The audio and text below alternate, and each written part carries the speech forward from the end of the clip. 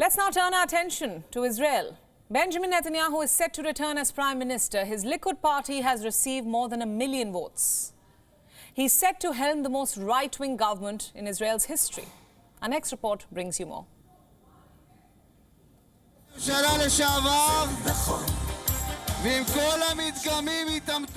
Benjamin Netanyahu is set to become Israel's Prime Minister once again. His Likud party is the largest in Israel's parliament, the Knesset. His right-wing coalition is expected to finally get 64 seats. 61 seats are required to form the government. As the votes were being tallied, Netanyahu said this. Today we have won a huge vote of confidence.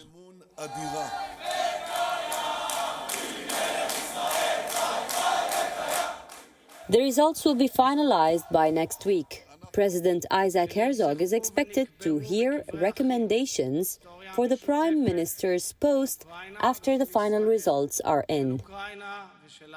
But it isn't just Netanyahu's victory. Netanyahu is expected to lead the most right-wing government in Israel's history. His allies would be the Orthodox Shas Party, the United Torah Judaism Party, and the far-right Religious Zionism Bloc. Of these, the Religious Zionism Bloc will be the strongest after Likud. One of its most firebrand leaders is Itamar Ben-Gvir. In 2007, Ben-Gvir was convicted for racist incitement against Arabs. He has spoken about annexing the West Bank. He has called for the deportation of what he called disloyal citizens. The public wants an absolute separation between those loyal to the state of Israel, and we have no problem with them, and those who undermine our dear country. Ben-Gvir is expected to demand the Public Security Ministry. During his campaign, he said he would push for immunity for security officials. He also promised to ease Israel Defense Forces' live fire directives. His rise and the rise of the far right has Palestinians worried for their future. This election is as we expected. The parties that are more right-winged and more extreme are the ones winning in this election. Therefore, we understand that the right wing is more extreme and is the one leading. Their policies eliminate any political potential, and that will lead to more escalation of aggression and crimes against Palestinian people. Hamas also lamented the rise of Israel's right wing. The group called for Palestinian unity going forward.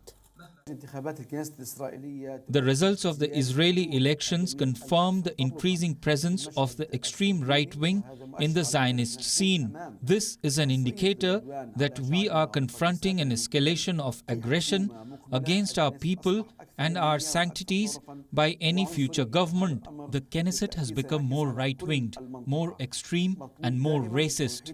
This will affect the whole region. Incumbent Prime Minister Yair Lapid's party is the second largest in the Knesset. He is expected to take over as leader of the opposition. But it is unlikely that he will be able to oust Netanyahu from power like he did in 2021. Lapid differed from Netanyahu on some issues. We'll start with Ukraine. The head of Islamic Jihad. Lapid said he would not send Kiev missiles. Netanyahu has said he will look into it. Netanyahu also expects that he may be called to act as mediator between Russia and Ukraine. Now, what about issues closer to home? Israel recently concluded a historic maritime deal with Lebanon, a deal that Netanyahu panned. He called it against Israel's interests. He may drop the border agreement. However, Lebanon has said that it is not likely. Since the U.S. brokered the deal, Lebanon is confident it will stay in place. Then there's Iran. Netanyahu has always considered it an enemy state, and that's one view he and Lapid do not diverge on. And what about Palestinians? Will Lapid's declaration of support for the two-state solution be forgotten? Probably. Netanyahu has himself, on occasion, said he supports the solution. But he did not act on this during his past stint in power. Also, his right-wing allies are likely to block any move towards a separate Palestine. So, considering these factors, Netanyahu's return may mean stability for Israel, but the rise of tensions in West Asia. West Asia Bureau, WION World is One. WION World is One is now available in your country. Download the app now and get all the news updates on the move.